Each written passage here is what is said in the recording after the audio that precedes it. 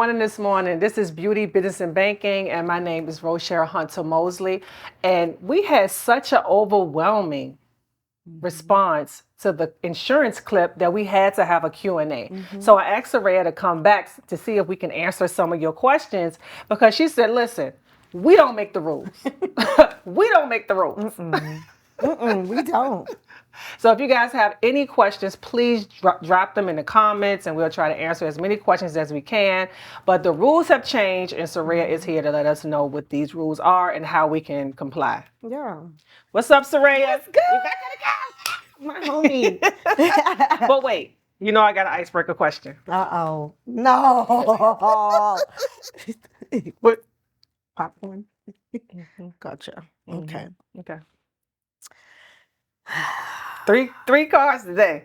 Take one. Oh. They try to take me down. Oh, this is a good one. Okay, go ahead. Okay, it says, what's one mistake you keep repeating? Just one? Just one, y'all. That's hard. What? Well, you know what? I would say, like, and I don't know that necessarily that I would call it a mistake, because based on my level of consciousness, I do know that some things happen for a reason. Right. And they are part of your journey. What I do know about spirit is spirit keeps presenting you with the opportunity to change until you get the message. So in my mindset, making the change is by force or by will. And you could either have the will and do it willingly, or you're going to be put in a position that's going to force your back against the wall to hopefully get you to make the right decision. Right. Will or force, but spirit always wins. So I said that to say that I believe that I keep repeating my mistakes around attachments in my life. To things or people? Well, mostly to people, family in particular. Friends, So you have an attachment. people that I want to help and be overly generous to, because I'm interested in seeing them be the best that they can be, and I know what their potential is. I'm just giving some examples. Right. You know, it could be anything, like mother, father, siblings, things like that. Right. And a lot of the things that I feel like weigh in on me heavy is surrounded around my attachments. So you know what I've been reading about attachments is also connected to abandonment. So you might need to tap into that. Yeah. Like, where did this start? Because it didn't start yesterday. Oh, I know where it started already. You know, okay. I know where it started. I wouldn't necessarily say it for me, it's abandonment, but at a young age, my sister and I were placed in a role to be caretakers to our other siblings. Oh. And so naturally, just as a natural order of progress, we took on the obligations of being that savior person in the family. Right. Like, I didn't necessarily sign up for that role. Right, I understand. But that role was presented by default as a way of me always stepping up to the plate. Like, right. And from little things, like, oh, your brothers need to get picked up from school. Now you're the one picking them up from school all the time. Like, now all of a sudden this is the way. So that's just your job. It's your job. Yeah, it's your job. Because you did that one thing that one time, and now, you know, you're that person. So, yeah. So for me, that right there is something that I've gotten better at, but it still shows up constantly for me. Right. That's why I like these questions so much, because you could talk for hours with these cards. I can talk. You know. I like but my thing that I keep repeating, I'm going to be completely honest with you and transparent. I keep repeating using my American Express. I keep repeating using that American. This is the thing. I keep on using that damn American Express. You want them points. I gotta get it out of my head. I gotta, you know. I'm a work in progress. I am doing much, much, much better. Right. However, I'm not at 0% of using it, to be honest with you. Is that where you want to be? Well, I want to not use it. When I use it, I just want to pay it. Use it and pay it. And sometimes I just kind of, I'm going to pay it in a couple of days. And, you know, I just fall behind on, I'm going to pay it in a couple of days. And now it's a week, and now it's a, So, it turns into that. Right. Well, let's get into why You why we're spent the really money here. before it's here. Exactly. So I ain't got no money for no insurance. Now we know that is no not money for true. no insurance. We know that's not true. The one thing you are is covered. I am covered. I am covered. You are. Yeah. So what's new now in the industry of insurance that we Right. absolutely need to know before we get into all these questions, because we may just answer them all in what you Right, have and to we're say not- about what it is that we really, really need today. Right. So, I mean, there's two things that I wanted to address, like off the top, because a lot of people's concerns were about insurance, but mostly centered around Medicare Yes. in particular. A lot of people Right. don't know the difference between the two. Right. They don't. Between insurance, well, Medicare is insurance. They don't know the difference between Medicaid and Medicare. Okay. So And when do you have one and when do you not have the other, and how Gotcha. much they cost and all the Okay, things. this is great. This is simple. Yeah. So Medicaid is insurance that's offered to you through the state in most instances. So a lot of times I'm thinking just our state, New York, New Jersey, but people are watching from everywhere. So it's, your state, just know that every particular state has their own compliance and regulation. So when I'm speaking specifically about New York, New Jersey. New Jersey. Right? Okay. That's because that's where we are, y'all. Right, that's where we are. So, Right. but this could vary, and that's what I'm saying. This could vary from state to state. But Medicaid is a program that allows you to have health insurance if you're under the income federal guideline. You will qualify for it. And what's that income? The income guideline will change based on state to state. But right now, the income federal guideline for New York City is approximately $1,600 Oh, what? a month. Okay. So you're saying that So you if will you- not qualify if you make over $1,600 a month? No, I'm not saying that. Oh, what you saying? I'm saying that you qualify and you're eligible for Medicaid in the state of New York if you make from $0 to $1,600. But if you make over that, Right. No, let's stay right there for a second. Okay. All right, because Okay. this is important. Because what happens Calm me in the down. world of internet is that people pick and choose what they- parts of what you're saying, Right. and then they go hamburger with it. Okay. And now Listen. it's the whole Listen, every y'all. dynamics She's has slowing me changed. down. Listen. Okay. So people who need health insurance whose income is low, which is a lot of people, homeless people, children, people who are just here in the country for the first time, people that live here that are on disability, people who are unemployed, the income is low and their income may be under $1,600. And I believe that number is like $1,568. So don't quote me. I'm saying 1,600 Right. just for approximation. Okay. Right? So those are the people that qualify who are fully eligible for Medicaid, and that's health insurance, right? However, there are some exceptions to that rule under different circumstances. So that's another thing that I want to make clear, because what I'm talking is about in a general sense, but everybody's situation is case by case Right. because everybody's circumstances are different. You might not know what another person's circumstance is, so I don't generally look at somebody and say you're healthy just because you look the part, at an eye level. I have to take an opportunity to ask you certain questions and things like that. So Medicaid is low income, and low income in the state of New York is $1,600 or less a month. Okay. All right. I got that. Medicare is a federal program that's offered typically to people who are 65 and older, Okay. but not only 65 and older. Okay. There are exceptions to that. People who are on disability qualify for Medicare. So say you are, a disability could be categorized as anything.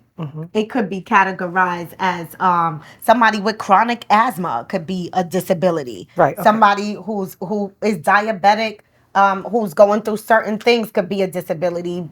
Mental health could be considered a disability. I mean, the list goes on and on. Okay. But if you are receiving Social Security disability Okay. at any age for 2 years or more, then you qualify for Medicare. Right. That's an exception to that 65 and older rule. Okay. That's one exception. Okay. I got it. So that's just an example. So all of us at some point are going to age into Medicare because Medicare is you worked and now you hit 65, the job is not giving you insurance anymore, and now you're going for the largest public insurance in the world, and that is Medicare. Medicare. Okay. All right. So normally you age in to Medicare when you hit 65 years old. That is when you've aged in, unless you have those other circumstances that I just described. Okay. So Okay. who pays for this Medicare? Okay, so there's a number of things that happen with Medicare, because I did see, and let me just give context to the who pays for this conversation, right? Because Medicare is, you will see Medicare if you worked at least 40 quarters, and you get 40 credits, and you'll see that that is what qualifies you to, at the age that you are when you age into Medicare. You working 40 quarters is part of the qualifications for you to age in and not pay for the Part A of the Medicare. Okay. Okay? Because you know they was going ham about this. But you know what happens though? It's- People have to spend more time educating themselves, because what I'm saying, yes, I'm collapsing decades into days by having the information and streamlining it and bringing it straight to you. But everything I'm saying is public information. Right. And we live in the technology age. Like, you can literally Google this stuff. There are books on this stuff. And when you are the eligible age at 65, Medicare sends every household a book called Medicare and You. Like I got the AAA. Correct. AARP. AARP. Soon as Everybody I turned 50, gets that. I was 55 minutes. They don't miss a beat. No. They don't miss a beat. Everybody gets that Medicare and You book. And most people take that book like they do the rest of their mail, and they fold it up and shove it somewhere. Yeah. It either goes in the garbage. What is this? I don't need this. It's not relevant to me. And they rip it up and throw it away, or they shove it somewhere behind a couch. I'm making a joke about it because that's where people just, you don't know where the mail goes, but it's just not read. Right. You want to hide something from our folks, put it in the book. Put it in the book, 100%. Right? So what I heard her say, people, is that we need to use our smartphones for more than just taking pictures of our food and our vacations and all of that Absolutely. stuff. Because y'all was all on my page acting like, oh, I've never heard of this before. I've never heard of anything. You have to have heard of this if you in a situation where you have Medicaid or you have Medicare or you have a family member that needs Medicare. You should have heard of this by now. Yeah. You know what I see that happens, because I'm boots on the ground. So even though I do have my clients who come to the office, I do a lot of outreach community work. And what I've learned is that because people are not educating themselves about this, they don't know how they qualified for it. So they get it, and then they don't talk about it. They try not to ask any questions because they believe that they got this by mistake.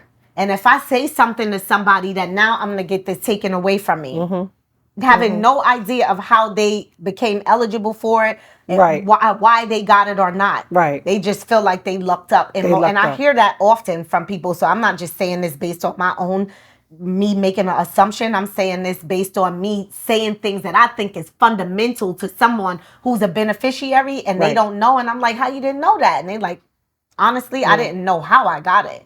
I just have it, and I know when I go to the doctor, I'm showing up with 3-4 insurance cards, and whatever one works, that's the one that I'm going in with. I'm like, this is insane. You need to know. Yes. Because the reality is that we don't know what's going to happen in the future. You know why? Because it hasn't happened yet. Right. So the only thing that you could do is prepare yourself as best as you can, and you know that insurance and being able to take care of your health, to be able to get blood work, to get x-rays, to do MRIs, to get CAT scans, all these things to discover if you can keep yourself alive is centered around insurance. Yes. So that's just a little bit of it. So Medicare is 65 and older, unless you're on Social Security disability for 2 years or more, then you qualify for Medicare. Okay. And then you age into Medicare at 65. If you work those 40 quarters or more, then you're eligible to get Part A at 0 premium. Okay. Because Part A and B costs. Okay. There are 4 parts to Medicare. Okay, so now we had A. So what about B? That's A, B, C, and D. So A is the 40 credits you worked. They took the Medicare out your check. You qualified. You did the requirements. Blah blah blah. Now, and Part A is hospitalization, but it don't stop at that. It doesn't stop at you being hospitalized. Right. There's so much more to you getting your health taken care of besides the hospital. Right. Right now, if something happened to you that was a nick or a bruise or a cut, are you running to the hospital? Right. Yeah. You're gonna run to the hospital if No, you gotta. no, right. I'm not. No, so I'm if not. you had something that was like an emergency, but not hospital, like really an emergency for the hospital, where would you go? The urgent care. But if I'm telling you Part A covers hospital, who's gonna pay for the urgent care? So that's why there's 4 parts of the Medicare. A is hospitalization. B is your outpatient services, like the urgent cares, like your clinics, like your primary doctors, like your specialists. Okay. That's Part B. Okay. And then you have Part C and you have Part D. And we all know what Part D is. Part D is prescription drugs. Oh, okay. So Part A is hospitalization. Part B is outpatient services, which are your clinics, primary doctors. Part C are what I consider your ancillary benefits. Those are your Medicare advantages. Okay. And then Part D is your prescription drug coverage. Okay. And those are the 4 parts of Medicare. A and B is just the start. Okay, so what I heard you say earlier, you said that if you make 0 to 1,600, that you don't that you're eligible for the Medicare, right? But no, you're not. That 1,600, what we talked about, that's Medicaid. Oh, Medicaid. Right. So, let me just say for folks, okay, I'm sorry. like, here's a way visually, because I'm a visual person, so you could tell me and I'll be processing it. Okay. But if I see it, now I know. So for those that are listening, you'll know the difference between your Medicaid and Medicare, because your Medicare is that red, white, and blue card that comes in the mail. Okay. Okay. That red, white, and blue card that says A and B on it, that's your Medicare card. Your Medicaid card is your benefit card. It says benefit. A lot of us know what that means, because your benefit card is you get food stamps on it. So that food stamp card is your Medicaid card. Right. Okay? Yes. Food stamps is big in New York. So if you got a benefit card and it says benefit, and that's your Medicaid card on it, because HRA, which is the Human Resources Administration, provides a multitude of services. Food stamp is one. Medicaid is another. Okay. And then they have a list of other programs that you can get from there. Okay. So that's why when I'm seeing people go hamburger in the comments, we don't got this, why they got this and that. The resources are there. So you and I, we didn't make the rules. Right. Okay. We're just learning how to educate ourselves enough so that we can navigate our situation and be able to have what we need at home. That's all this is about, y'all. Just educating. Does that make sense? The information that we have, the information that they gave us, and how we can stay in compliance with what is going on. Right. Because you have to. It's no other way. Right. Well, stay in compliance with them, but get what we need. Yeah. Because this is about getting what we need, about taking care of our health, about being able to, these scenarios that we're talking about span way outside of me and you going to the hospital or to a clinic. Right. We're talking about people. I saw somebody on here that said, well, I got a bill for $130,000. This is a real thing. People come into emergency situations all the time. You talked about how the last time you were here, you had an ear infection and got put in emergency surgery for brain surgery. Yep. Who would ever think that would happen? And if you had to fit that bill probably would have been upwards of $130,000. Oh, absolutely. Absolutely. Right. Absolutely. So now these people are stuck with these bills because they had emergency situations, and they're trying to figure out who pays for what and how to get it done. And that's what we're here doing our best to educate folks about, navigating through the system, because in order to navigate, you got to know the rules of the game. Right. When you sit down and you play Monopoly, how are you going to even win unless you just play and steal the bacon? And you're not really looking to win or whatever. Right. You need to know the rules of engagement. Yes. In order for you to devise a strategy that fits your household and your needs. Exactly. And everybody's not the same. No. Everybody is not the same. Just because she got it and he got it don't mean that you're going to qualify for, or you're going to get it, or that you even need it. Right. You might need something else added onto your insurance than what somebody else has. Right. So you can't always piggyback on everybody in my family got this, so I'm just going to get this. No, it don't work like that. That's a great point, because people do like that a lot. And they'll say, oh, well, Rochelle has United Healthcare, so I'm going to get United, not even knowing why you have United or if that best fits their needs. Right. Because every insurance can provides something different. No Right. one insurance is the same. Right. Just like no Absolutely. one circumstance is the same. Right. But I'm glad that we're talking about the $130,000 bill that a person said that they had acquired, because that happens frequently with people getting stuck with these bills, and it causes a lot of anxiety for people, especially seniors who Yes. who need services. Right. So what I wanted to suggest, if this person hears this, or if they're watching at a later date, that portion of the $130,000 bill that they obtain can be paid if it was in the hospital and you are a Medicare beneficiary. Medicare covers 80% of all of its all of the services. So if you have Medicare A and B, which is how the initial thing that you'll have in order to complete it, if you have Medicare A and B covers 80% of the bill. The other 20% is to be covered by the client. Okay. Okay. Okay. So what I see is that this person went to the hospital, had an emergency, had surgery, or did X-rays or whatever, and they got a bill for $130,000. You're gonna send that bill. You're gonna provide your Medicare part for that portion, and then the other 20% of that bill would be the responsibility of the person. patient. Right. Right. Now, there are ways for you to get that balance covered, but that might need a little more of a sit down. What would I do in that situation? If I didn't have Medicaid, I would opt into looking into a Medicaid program called a spin down. A spin down. So the spin down is the difference between the income guideline and the difference between what you're actually earning every month.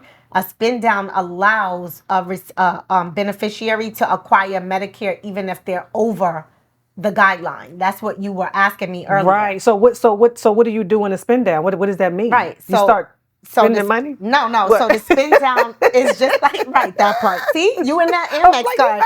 Here you go again, right? The Amex. Look at that. So what the spin down does is allow a person an opportunity to qualify for full Medicaid if you're over the income. Okay. So just for number's sake, let's use this as an example. Say you earn every month $2,000 into your household from whatever means, whether it's your Social Security, pension, whatever wherever you get your income from. Say that number is $2,000.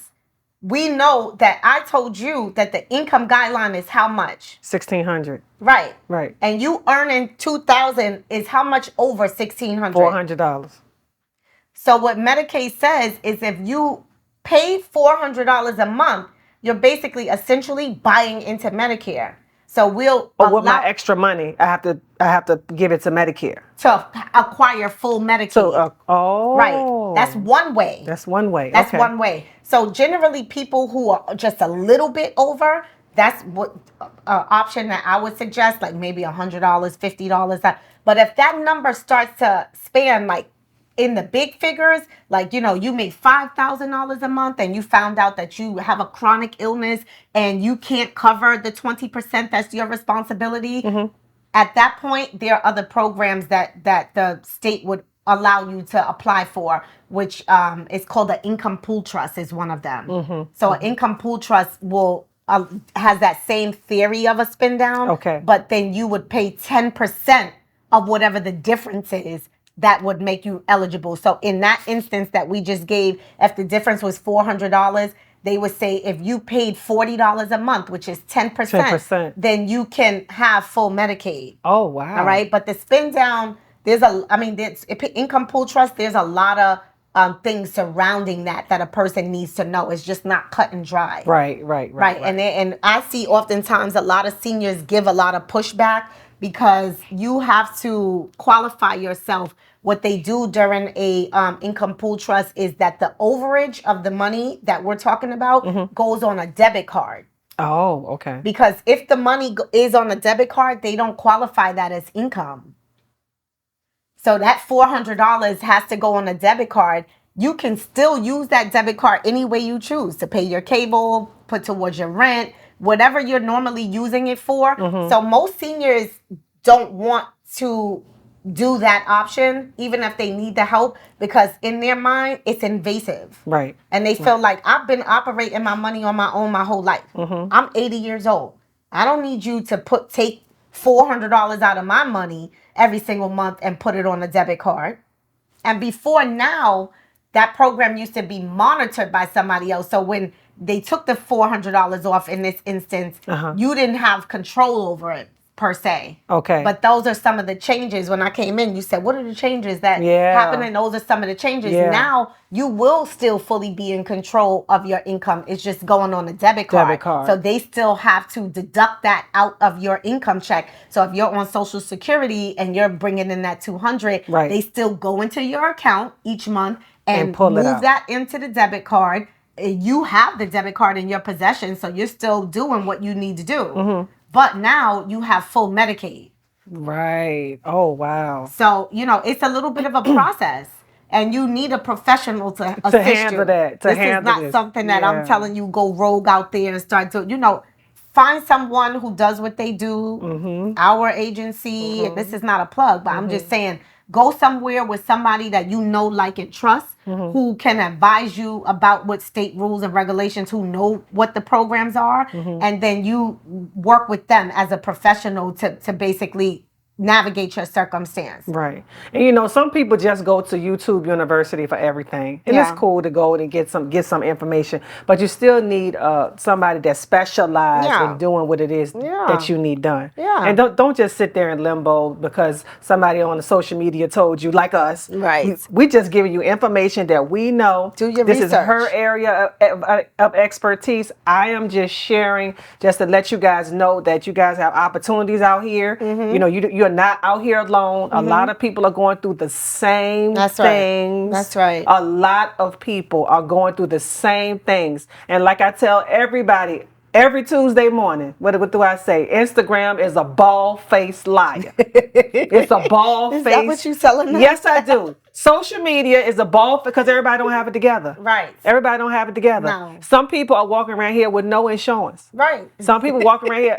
Like you said, they got insurance on their phones and their cars and all the things and their jewelry and everything, but don't have, as soon as they get sick, they ain't got no health insurance. They ain't got no life insurance. We frying chicken to bury them. That don't make no sense at all. It's true. It doesn't. It's true. So Ashley, is there any questions? Yeah. Okay, cool. No, this is good. So another thing that somebody mentioned is like they were a homeowner and they wanted to address getting these services. So just if I think off of the top of my head, there are people who have retired. Say you retired, you and your spouse, and you own a home in New York or Queens or wherever you live, right? They believe that because they are a homeowner that they can't receive these benefits. And that's furthest from the truth. Okay. You can acquire these benefits under certain circumstances. And you can. And I have plenty of clients who are homeowners and have assets and still receive state Medicaid and are within compliance. Okay. So this is possible. Again, like I said, talk to a professional that you know. Reach out to one of us. Rochelle will be more than happy to pass the message along, I'm sure. Absolutely. And we're going to have your information at the end of the show anyway. Yeah. But, it was another question, too, that a lady asked, do you have to have good credit to get insurance? No. You don't? So for health insurance, this is not, credit is not a criteria. Okay. For health insurance. Okay. Now, there are other types of insurance, because right now we're just talking about health insurance. Right. Because insurance is like a huge topic. Right. So, but I believe that some people are probably thinking about insurance like, there's rental insurance. Yes. You in an apartment, normally the landlord or the property manager wants you to have rental insurance. And even if they don't want you to have it, you guys should have renters insurance. Because you don't know when everybody got the key to everybody's door. When you live in an apartment building, that's the only thing. When I first moved, because I never lived in an apartment before. So when I moved here, I left my key. So I'm going crazy about, oh my God, I lost my key. I don't know how to get in the house or whatever. So my homegirl was like, go and ask the doorman to let you in. My head, I was like on a so swivel. Confused. Right. This man went boop boop. Just like that. Just like that. I had no idea. So my thing is that what if your things are not insured? You Right. don't know what's going on in your house when you Yeah. are not there. Right, and that's You just don't one know. instance. That's theft. But what happens if you have a flood or somebody's apartment gets Yep. flooded, or Yep. you know, God forbid, there's a fire, or you know, any type of damages. I have to tell my son all the time. I'm reminding him almost every other month. Did you pay your renter's insurance? Do you Yeah. have your renter's insurance? Do Yeah. you make sure you have your renter's Yeah. insurance? I have to stay on them because it's so important. Because Yeah. I don't want that to be my liability. That's right. I don't That's want to be right. worrying about what your stuff is doing because Yeah. you done got flooded out and the Right. fire and the this and the that. Yeah. No. And it's affordable. Yeah. Like real talk, you can get like $100,000. Normally, most lease landlords or property developments want you to have at least a minimum of 100,000 of the insurance. Right. I'm trying not to say too Right. much because then it goes into too much Yeah, I other feel you. areas. And that, for instance, could range you anywhere from $130 to maybe $250, depending on where you live and what you're trying to. Yeah. From Jazz _N _Nature, they represent all types of insurance. I didn't hear you say that again. Who what? Do they represent all type of insurance policies? Who was Do they who? Okay. Okay. Jazz, are you saying you're they as in someone that does insurance like her? Do she do all types of insurance policies? If that is the question, I would say yes. You've helped me with so many different types. We do income protection. We do life insurance. We do accident and sickness protection. And that's on the insurance side. There are also the health insurance, the Medicare. We help people understand and navigate the system and become qualified for Medicaid. And some people have Medicare and Medicaid. Right. Because remember what I told you, Medicare covers you 80%, Medicaid covers you the other 20%, and then the plan offers you some additional benefits if you are qualified for a plan in your region.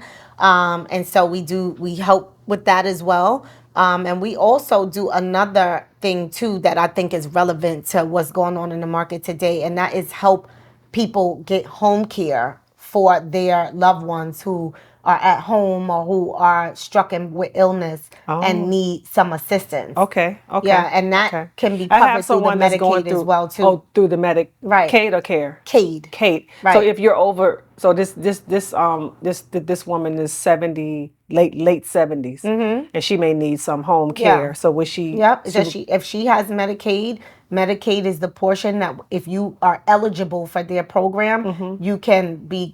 They will assist you and make the payment and help you with those payments. Oh, okay, great. Another question. She was asking about your services. Yes, absolutely. The other question she had was, do you have reps in California? Yeah, we got reps all over.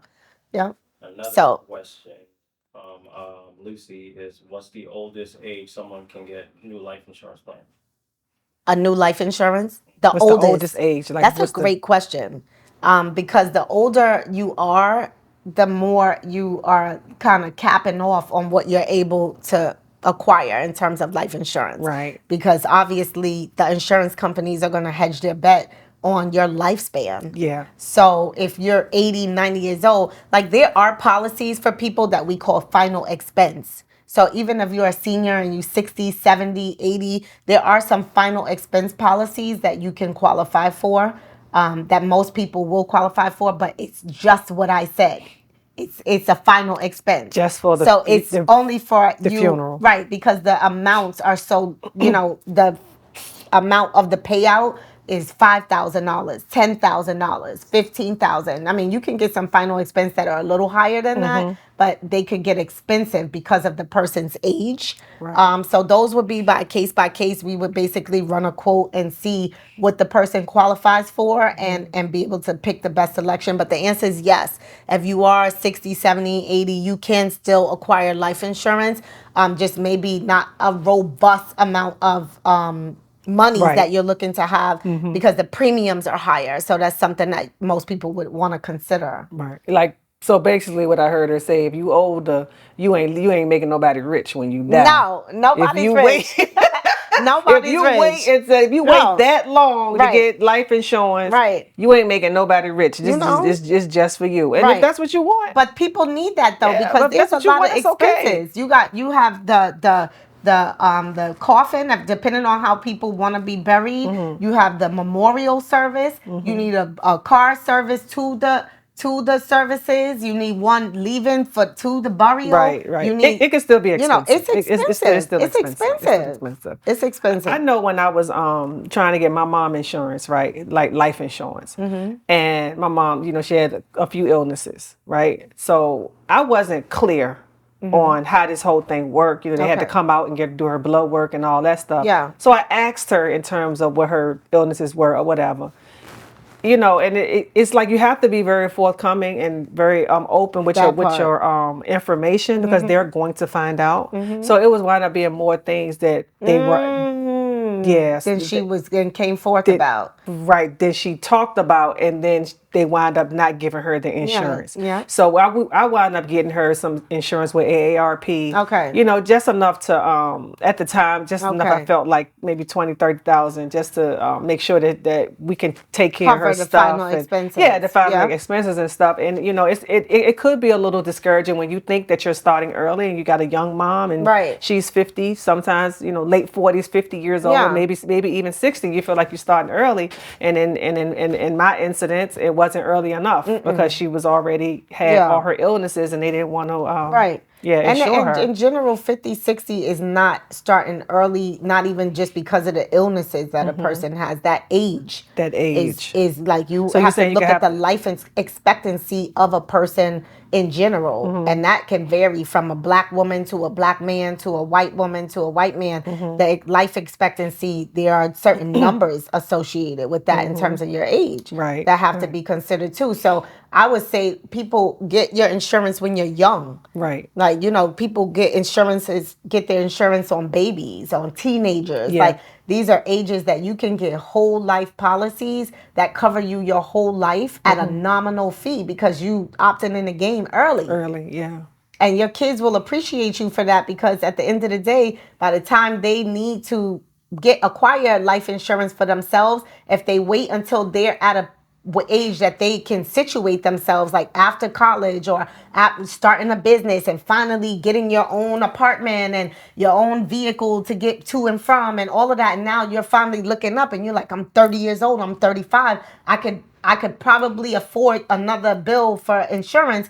It's going to be higher than it would have been if you had a policy that was at a 15, 16, 20-year-old age. Right. Right. You kind of already answered this question, but she needs _hair asks, can I get life insurance on a significant other? Yes. Yeah, absolutely. Yes. So I'm gonna tell you something. I know this lady. I'm just gonna say, she got life insurance on everybody that didn't have no life insurance in the neighborhood. Right. Everybody. So when something happened to these people, smart. Guess what? She was the person responsible for the burial and all the things. She was paying for the insurances, and she got the money. She paid for it. And that's how she paid for it. She was forward thinking. 100%. 100%. And solution driven. So she needs hair, get insurance on all them family members that you think don't wanna pay for it or whatever. You paid a little premium. Anything happen, it's all on you, babe. Yeah. It's all on you. Yeah. Hungry Rose. That's fine. You know what else I just wanted to talk about. Just hit one more thing at that time that I was trying to get some insurance, and because I had that brain surgery, I got denied. Yeah. Because it's certain. Like, talk about that. Like, there's certain criteria. So let me put this down. So now we're not talking about health insurance anymore. No. Because earlier somebody asked, did you need a credit check or was there criteria around health insurance? At that time, the answer is no. Right. Now we're talking about other insurance. See? Yeah, there you go. When you're hungry. There you go. Let me get that one little kernel situated. That one little kernel could take you out. It could. It could. I had a kernel take a whole tooth out. A whole tooth? Whole tooth. Oh, my goodness. Yeah, this is serious business. The aging process. See why you need insurance? You gotta have insurance. You just go run in there, pull out your 3-4 cards. You know what I'm saying? One of them is gonna pay for it. So there are criteria around these types of policies. So the policy that you were trying to acquire was long-term disability. Yes. So for that long-term disability, they are going to run the numbers on their end, so to speak. And they want to see what your health looks like. So they're going to ask you a series of questions about your health and certain ailments that you might have. And the objective is for you to be truthful, or they're going to find out anyway, more than likely. Because they're gonna run They their want to do the program blood like they work and do, do all the and they're things. gonna see. So normally, It's- if you're under a certain amount of money, that's a life insurance policy that you're talking about when you say the blood work and stuff.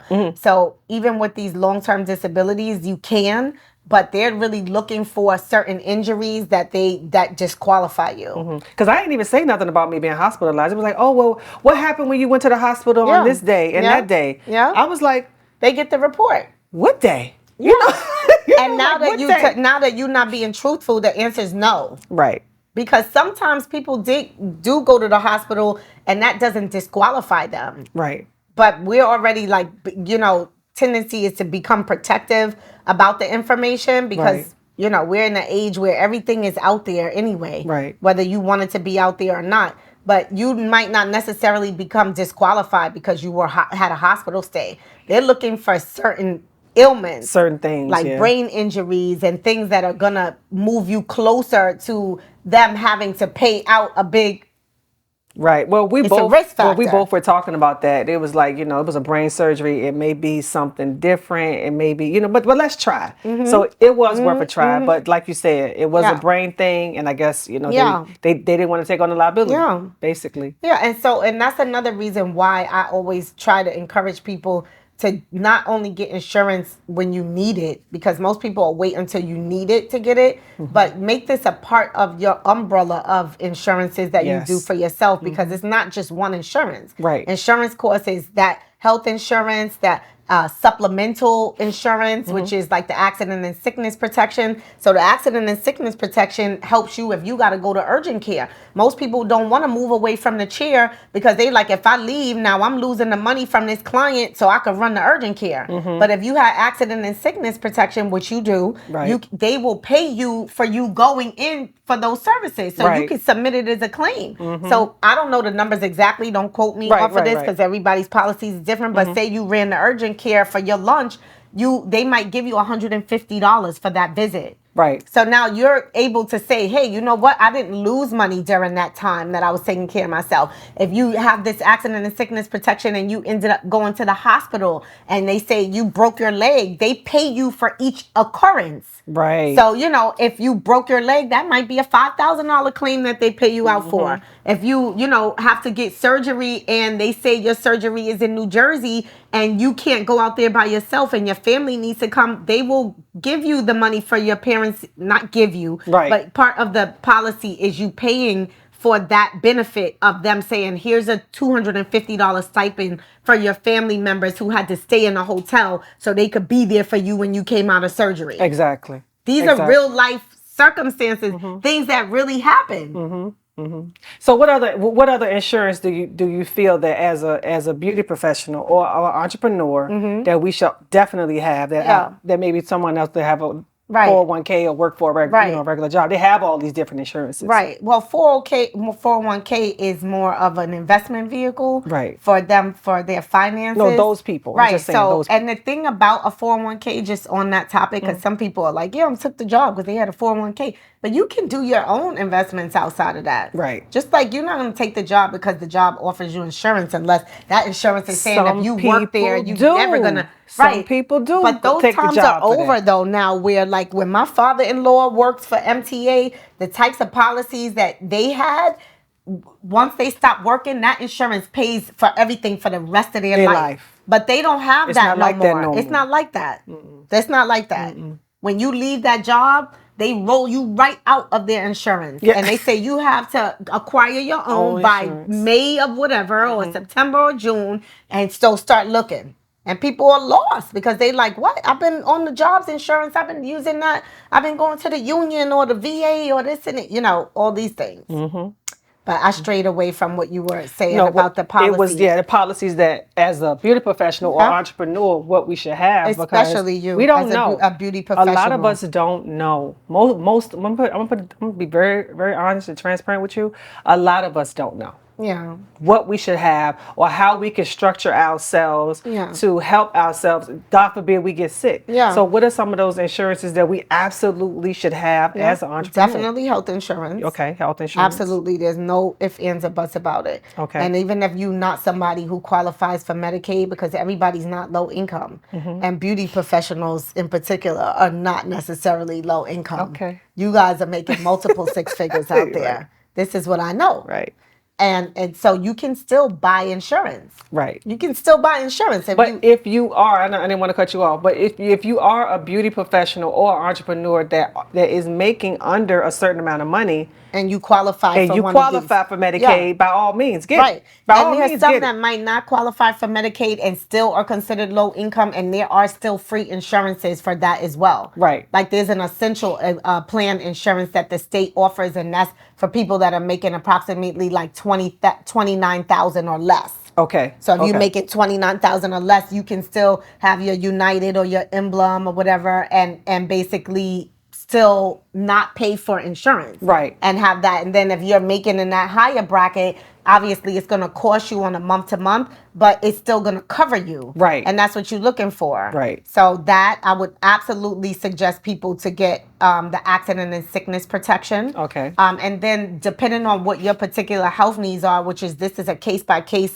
scenario, but there are insurances that help you if you you buy into that. If you ended up with cancer, they will pay for your cost of the hospital and all your cancer medications, and these are things that you get when you're well. Right. So if you know particularly that you have a predisposition for this, and your family, has a history of everybody in the family has cancer at Right. some point, and you're young and you don't have cancer, you might want to take out that policy. Right. Just to cover yourself. Right. Right. And a lot of these policies are not that expensive. Right. No more expensive than your Chanel bag Not at all. and your boots. Not even close. And all the things Not and all even the close. lunch dates and all the dinner dates and all the Yeah. things. Like once you put all that stuff into perspective, you can afford the insurance Yeah. that you need Oh, yeah, you nowadays. can afford. We spending a lot Yeah. of money. Set a budget. You spending a lot. Set of a budget, whatever that budget is. Oh, $100 a month for on insurance, $250 a month, $300 for me and my family, $500. Yeah. And with that $500, I'm gonna start acquiring an umbrella of insurance. of insurance. Yeah. Yeah. And that might include your rental insurance, your health insurance, your life insurance, your accident and sickness, your short-term disability, and your long-term disability. And I believe that those are the basic ones that everybody who's an entrepreneur should have. Right, right. I just want to make sure that I really reiterate. If you are renting, please get renter's insurance. If you are renting, Yes. please get renter's insurance. It is very important. The last thing you want is to come home and all your stuff is gone, or all your stuff is wet, or all your stuff is just not in order. That's the last thing you want. Please get renter's insurance. Yeah. It's so important. And that part about, listen, people are putting insurance on everything else. Your phone has Please an say it to insurance the policy. people. People are putting insurance on everything else other than their life. Other than their life. Right. Even car insurance. But outside of the car insurance, when there's wheel and tire protection. You know how much my wheel and tire protection was? A lot.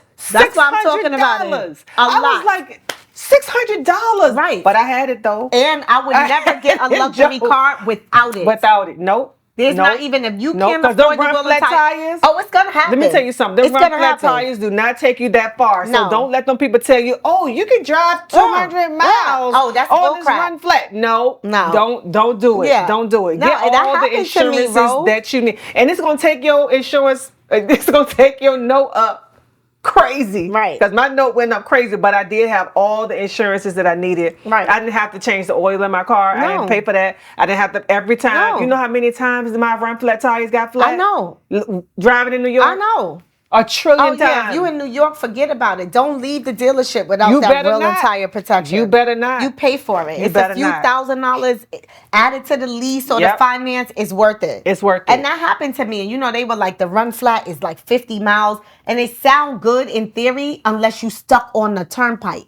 But where you go? And where but you where gotta go going, is though? 100 miles away. Exactly. Right. So now that 50 miles means nothing anymore. Nothing. And because I have will and tire protection, not only did they pay $600 for the tow truck driver that came and put my car, at the time I was driving a luxury car, so you can't just drag my No, car you on the can't back. drag it. This needs to be on a flatbed. Yes. So they sent somebody out there on the turnpike to come and scoop us, and basically drive us, I think, 150 miles to the actual destination. The rim was broke. Yep. Which is a whole nother expense. Yep. The tires on a luxury car, you looking at between $500 and $1,000 Yes, you per are. tire. Mine was $1,200. So each okay, tire. so say 2 of your tires were completely totaled. Yep. And they were $1,000 each. That's the $2,000 that you paid, that you would be paying out of your pocket, that the will and tire protection cost. Yep. Yep. And that had happened to me. Make it make sense. Throughout the duration that I had that lease for 3 years. I at least had to get tires 5 different times. Something happened to my car 5 different times. Those potholes in New York are not friendly. Notorious. They are not friendly. You constantly buying wheels. So make sure y'all get all the protection y'all need when y'all getting these cars, period. Luxury car, any kind of car. Period. Is there anything that we missing before we wrap this up? You know, this is a topic that I think is uncharted. So we're absolutely going to need, it's when people start talking about insurance and what's required of them, it's the energy level goes down because it's just so much that a person just doesn't know. Sink down in their shrink. chair. Exactly. They was like, oh. They shrink all the way. Shrinking and shrinking until a loved one is in an emergency. Until somebody's in an emergency. And now your back is up against the wall. Do you know how many people that when they get in trouble with not having what they need, they're gonna call me and be like, you know that girl that was on your YouTube that was talking about, I'm the official consultant for BBB. Listen, absolutely. Absolutely. He is official consultant. Right. What you need? To clear these so I can see the paper. Oh, I got it. Could you help a sister out? Thank you. I appreciate you. If you could just wipe that front, because I can't even see it. Yeah, but I hope that this was helpful, Thank y'all. you. I really hope that this was helpful. I hope that it was a lot of good information that you guys can use and share. Yes.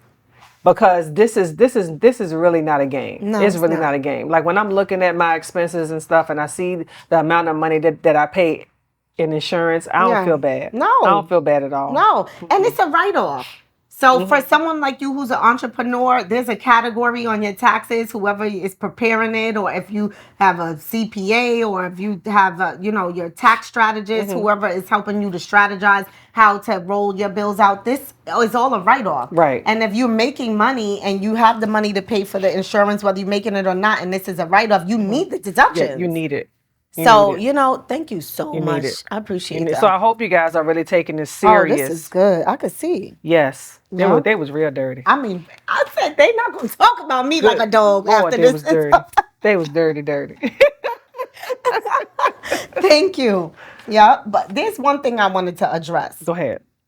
Because I don't read the comments often.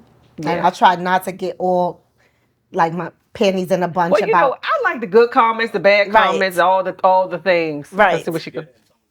Question, Flo Joe 2013. What's a good company for life insurance? Oh, what state are they in? So what state, Flo Joe? Yeah, so let us know what state. So there are a lot. I mean, there are hundreds of companies for life insurance. What I would do is get with an agent or a broker who does life insurance and have them run a quote. And when you run a quote, they will run a quote to their top carriers, and they will basically, instead of you just going to one company and finding out what that one company is, they'll go through 10, 15, 20 different companies for a quote and then come back to you with the best quote for you, whatever that means to you. Right. Yeah, Indiana. so definitely, because there are a number of insurance companies out there for life insurance. Like they're not paying us and they don't sponsor this show, so I wouldn't be listing names and stuff like that. If you did want to sponsor, us. we'll talk about you all the time. You know what I'm saying? Use this insurance. Yes. We'll even get the insurance. Right. And I don't share business. So the reality is that it's really the insurance that fits your needs. Yeah. You know, because I want to be clear for compliance purposes. Yeah, because I don't want you, especially my beauty professionals that know me, right? I don't need you guys to go to Surayya and say, "Give me everything Rochelle got," because Rochelle got 2 kids. Right. I got other little illnesses, things and stuff. You know, things that I got that going you don't on. know about. You know, motorcycle insurance. How many of y'all drive a motorcycle? So I got accident insurance. Bad camera. Okay. Because I'm riding a motorcycle and something might happen. So I think, you know what I mean? So you just can't come and get everything that Rochelle has because you don't have the same things going on that Rochelle got going on. When you pulling that motorcycle out? Oh, I'm pulling it out first spring. I need a ride on that joint. Okay, I promise Lucy, you too. Both of y'all, hold me accountable. Hold me accountable. I need accountability partners. Okay. Because I'll have that bike sitting out there and won't even, pay insurance. We're not going to do that. And it's just sitting there. We're going to use that. Collecting dust. Yep. But I'm trying to figure out how to travel with my bike. How to take it with me, when I go to. What is there to figure out? I'm not riding it. Why not? To Virginia? I ain't riding to Virginia. On, I'm not that confident. Life, though, bro. I'm not that confident. Bro, you about that life. I'm not that confident. Is the bike a bike that can make it to Virginia? Yeah. So get out there. I'm scared. You gotta have that experience. I want to do a long ride. Do it. But I'm afraid. Of what? I don't know. You're not afraid of nothing, no. Bro. And it's most of the stuff that you are afraid of. I can say that I'm a little. I'm gonna conquer this, but I don't know if I. You think I could ride from here to Virginia on my bike? If you wanted to. But you wouldn't make it like one of those trips where you just like on a time schedule. Like, no. This would be like a cross country. Like you out there having fun. You're going to stop, meet people, take the scenic route, stop at the top of the mountain, hit some pictures, bring your snacks with you, bring your meditation rug or your yoga rug. So like good. You're going to take your time. You're making this sound so good. You should do it. Maybe I'm going to get my friend Shay to go with me. I'm rooting for you. I'd rather ride on the back. Shay would go. Yeah, Shay would go. He's about that life. Oh, you know he would. He's about that life. He'd be like, what? You want me to drive you? He would have a whole gang following you out there, like 50 people on the road. It'd be a vibe. He would. Yeah. You had another question, Asher? Okay. Right. And you said so. Yeah. So what I was gonna say to you is along the lines of what you was telling people, like don't come and be like, give me what Ro got, because there's so that comparison is like a thief in the night. And what I notice a lot of people do is compare themselves to what they think other people have and what they think they should have based on their status and what another person's status is. And so I saw a person in the comments, and like I said, I often don't like to read the comments, but when the comments start rolling, I could sense a little bit of panic, a little bit. So I attempted to address some of those things before it got out of control. But what happens is, and let me say something quick about the comments, right? Go ahead. When your post is going viral, and these are for our social media heads that are out there building virality on their Instagrams, right? After you hit a certain number, this post goes into an abyss somewhere, into a whole nother portal that opens up of angry fucking people. I'm not lying. I'm not lying. And these people are weird and different. Yep. And they are on attack mode. Yeah. They it's like the people who resurrected the White House. Like these people coming out and they just, you know what I'm saying? It's like the angry folks who, who I don't know where that portal is that you tap into. But it happens. I don't even care. I don't even think about that. Yeah. Like even when you told me that, when you made me aware of that, I was like, oh, okay. So I take comments like a grain of salt. Yeah. Like I really do. I feel like I want to engage with the people. I'm getting what I asked for. Right. And everything ain't gonna be peachy and cream. But make it make sense. Yeah, I would like to make it make sense, but I know that there's some angry people out here. Yeah. So my videos and all of my engagement, all of my my clips is just to empower you guys. Right. And these are for the people that actually want to use their mindset and do something positive with it and not stir up trouble for the people who want questions answered, who can't get the answer because you turned the moderator or the host or the expert off. Right. Exactly. So now the people who need the info can't get it because you just out there wilding. Yeah, it's like the student in the class that just won't keep still, just disrupting the whole movement. Right. But I'm not gonna get turned off by none of y'all comments. I'm not going to get turned off by none of y'all so comments. that was one of the This things is- I yeah, saw this was is- the comparison, and there Right. was one in particular that where people were like, you know, with regards to insurance and state programs, that people worked all their lives and they don't have they have to still afford these luxuries that people who didn't work have. Right. That's So, what you know, your country you put got into Medicaid. play. Thank you. We didn't put that into These play. are programs that the state who are responsible for some of these things. Like, there are things about the economy that people don't necessarily know, like market failures, Right. that are probably the reason why people are poor. Right. You know, and we work off the status system and all of that. They need poor people to make this engine run. Right. You know, and so I'm saying that to say some of these people that now, like, the country is so divided in so many ways, especially where we are. A lot of migrants are here. Yep. Coming in, so Yeah. you got parents who are complaining in the school saying, "Why, you know, their kids are here and this that." So now everybody is the judge and the effing jury. You the judge and the jury, right? Okay, whatever. But what I'm saying is, people were upset that they felt like they worked their whole life, and now these people are coming and they don't have.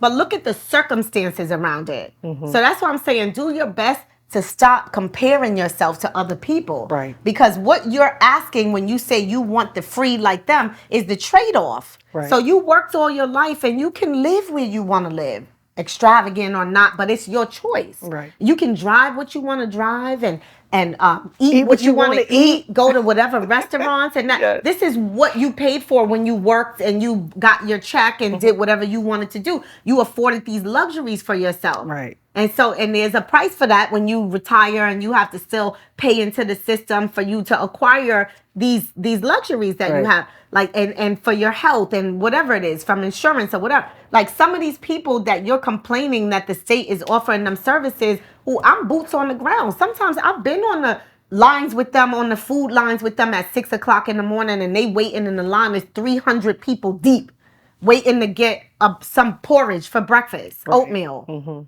Standing in the cold. I done put my snowsuit on in the cold before, in 10 degrees below zero, to be out there with the people serving or asking them questions and giving them insurance opportunities for them to cover themselves. Right. Okay? There are people who are living in single room occupancies because they can't afford apartments. Right. And they might have to have a roommate situation or live in the building where they're and in those single room occupancies, they might not only have to live amongst a whole bunch of other people, but under the conditions. Right. You know, I was talking to a friend of mine who's also in the business, and he was telling me how he did an enrollment for a person in an SRO who was sleeping on bed bugs.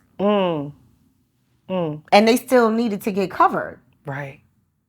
Wow. Because of sickness and illness and everything else. And you wonder how that applies to you. Because if a person's here and they're from another country or wherever they at, and they get sick and there's an outbreak, you a part of that outbreak you're part too. of the outbreak. Yep. Why wouldn't you want them to have coverage? Right. Right. I guess that's giving us a whole different perspective, And that's all I'm because trying to we do. are. I have. What's the I have fell trade-off? victim to. We got all our people here. No. We're not helping our own people. We're not doing this. But if these people are going to be here, it makes sense for them to live the American way. Because if they don't, they're gonna mess up everything that we don't. And that's just one example. There are At the people end who of the live day- here already that are still getting assistance too, because they circumstances speak to needing assistance. But if we're talking about migrants, in my personal opinion, now we're going into politics and ethics and morals and all of this other stuff. So you mean to tell me if somebody was living in so bad of conditions in many instances that they had to take the risk to leave where they are to change the trajectory for themselves and their family so that they could write a new story, and they come to the Americas, the land of the free? And I am happy to be an American, let me say. I'm not saying that in no other way, but I'm saying that the optics is a mother effer, okay? If they're doing that, then who am I to judge? Because they want to break the chains. I've been in places where people are stuck. They live in certain types of governments that don't allow them to think, feel, do for themselves. And we're over here doing whatever we want, I think whatever what happens liberties. is what I think that honestly is that America is jealous.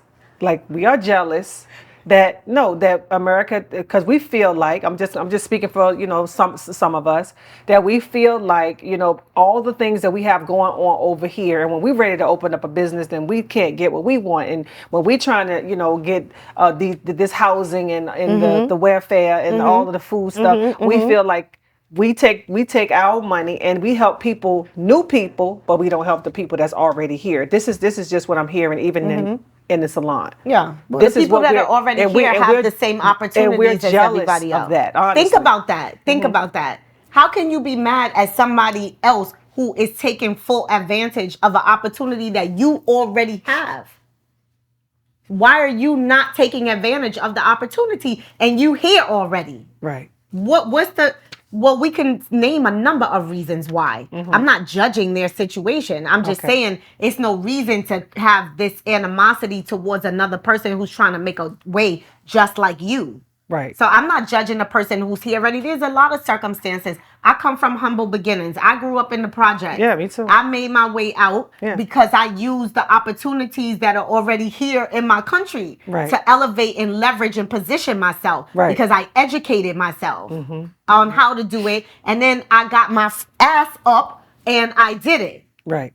But that was me. Right. There are other people who have limitations for one reason or another. Family history, trauma bonding, whatever that is holding you back as an individual. You got to deal with that. That's what your journey is about, not mine. You know what I mean? Or maybe mine's, but we navigate through that. Yeah. So there's no judgment is what I'm saying. And that was what I saw a lot of in the comments about this one having and that one not having and that. And who the hell are you to make that decision? God? Because at the end of the day, from my understanding and belief, that's the only person that gets to make the decision on Judgment Day. Right. All you other motherfuckers is basically I'm the starring role in my life. Right. Everybody else is a cast member. Right. 100%. So I just said I guess that wrapped it up. Look, just drop the mic. Like, what do you say after that? Asher, I think it's over. Like, it's over. Thank you for having me. Coming. I am so elated that you all come to me for my knowledge and energy and info. Because I can ask you anything and you'd be like, blah, blah, blah, blah, blah, blah. Not everything. Almost anything. I'm saying people should do their research too. But almost anything. Because I can really call you and be like, I try to learn life. Yeah. Because this is multifaceted. So it's not just about one particular area. And I've tried my hand at so much stuff that I failed, that it has given me the opportunity and strength to learn more about other stuff. Get But you gotta put yourself out there and be okay. And that's how I know a little bit of this, a little bit of this, a little bit. Because we done failed a lot with a lot and spent a lot of money. Right. Oh, man. And I love that, too. Yeah. I don't know if this is sick or not, but I'm like, I like that. Like, you tell me, no, I'm coming back stronger. Oh, absolutely. Absolutely. It's like somebody could call me now and they'd be like, oh, Roy, you want to make this investment, this and this and that. I'd be like, let me think about it. Because usually I'd be like, oh, yeah. I'm used to jump on the bandwagon. Like, you know what? Let me think about it. And then once I think about it, it's something that I don't think I'm really interested in. That's right. And it's okay. Right. It's okay. It's okay. It's okay. Yeah. I love that. Congratulations, friend. Thank you. So this has been Beauty, Business, and Banking. Till next time. Thank you. Thank you so much. That was great. That was good. So Asher, you I have